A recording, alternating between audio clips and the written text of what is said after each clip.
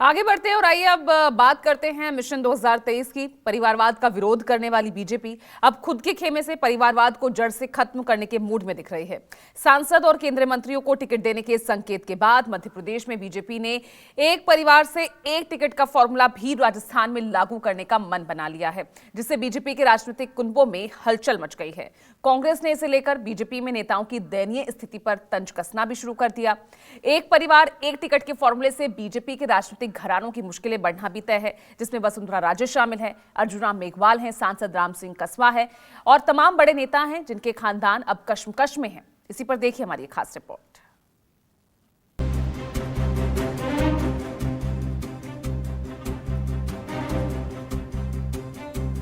कांग्रेस पर वंशवाद का आरोप लगाने वाली बीजेपी राजस्थान चुनाव में एक परिवार एक टिकट का फॉर्मूला लागू करने की तैयारी कर रही है, जिसके कारण बीजेपी नेताओं में खलबली मच गई है।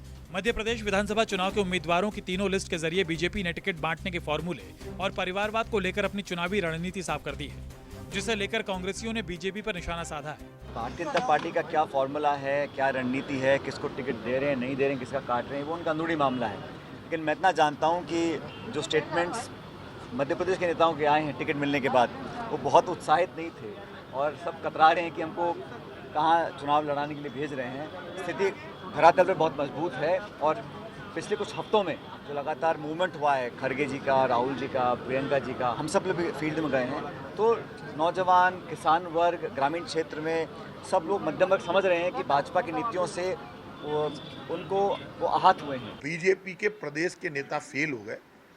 भारतीय जनता पार्टी का केंद्रीय नेतृत्व ये मानता है कि राजस्थान में बीजेपी का कोई भी नेता अपोजिशन की भूमिका नहीं निभा पाया और कांग्रेस की जो वर्किंग है उसके बाद केंद्र के बीजेपी के नेता ये मानते हैं कि राजस्थान में कांग्रेस की गहलोत सरकार ने अच्छा काम किया, इसलिए कांग्रेस रिपीट करेगी। अब उन्होंने खुद ने मोर्चा संभाल लिया, प्रधानमंत्री जी ने, अमित शाह जी ने और इनके बाकी केंद्रीय नेताओं ने, तो हर मीटिंग में ये केंद्रीय नेता आ रहे हैं। अब प्रदेश के नेताओं के हाथ में लीडरशिप नहीं दे रहे हैं, तो वो इनके यहाँ के नेताओं को क्रैश करके वो साबित करना चाहते हैं कि हम इनके भरोसे नहीं है, ये हमारे भरोसे है। वंशवाद की मुखालफत करने वाली बीजेपी में पहले भी एक ही परिवार के कई लोग पार्टी के टिकट पर चुनाव लड़ चुके हैं, लेकिन इस बार उनकी दाल गलती नहीं दिख रही है।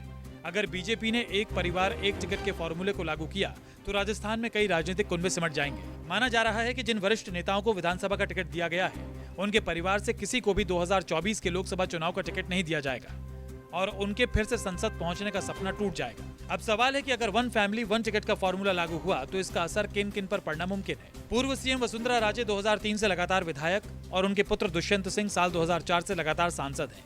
गंगानगर हनुमानगढ़ से सांसद निहाल चंद मेघवाल और उनके भाई लालचंद मेघवाल दोनों ही सक्रिय राजनीति में हैं। रायसिंह नगर से विधायक लालचंद मेघवाल इस बार भी टिकट मांग रहे हैं। कभी चूरू से सांसद रह चुके राम सिंह कसवा के बेटे राहुल कसवा फिलहाल चूरू से सांसद हैं और उनकी पत्नी भी सादुलपुर से विधायक रह चुकी है। राम सिंह कसवा इस बार भी टिकट मांग रहे हैं। केंद्रीय मंत्री अर्जुन राम मेघवाल खुद बीकानेर से सांसद हैं और इस बार अपने बेटे रवि मेघवाल के लिए भी श्री डूंगरपुर विधानसभा से टिकट मांग रहे हैं।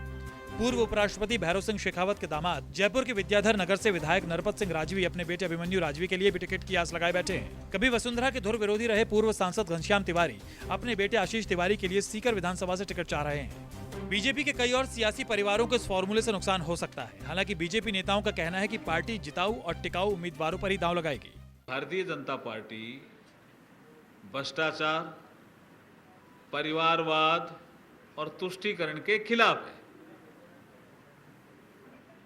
ये हमारी रणनीति भी है और हमारे सिद्धांत भी है। जो हमारे भारतीय जनता पार्टी का कार्यकर्ता है जीतने वाला है और उसके लिए निश्चित रूप से भारतीय जनता पार्टी का पूरे सर्वे भी हुआ है, आपने देखा होगा, सब जगह सर्वे भी हो रहे हैं। पार्टी के कार्यकर्ताओं से भी राय ली जा रही है और जनता से भी राय ली जा रही है और निश्चित रूप से जो जीतने वाला कार्यकर्ता होगा उसको निश्चित रूप से पार्टी प्राथमिकता देगी।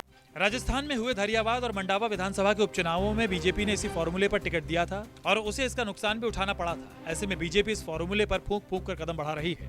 के जी श्रीवत्सन, जयपुर, न्यूज़ 24।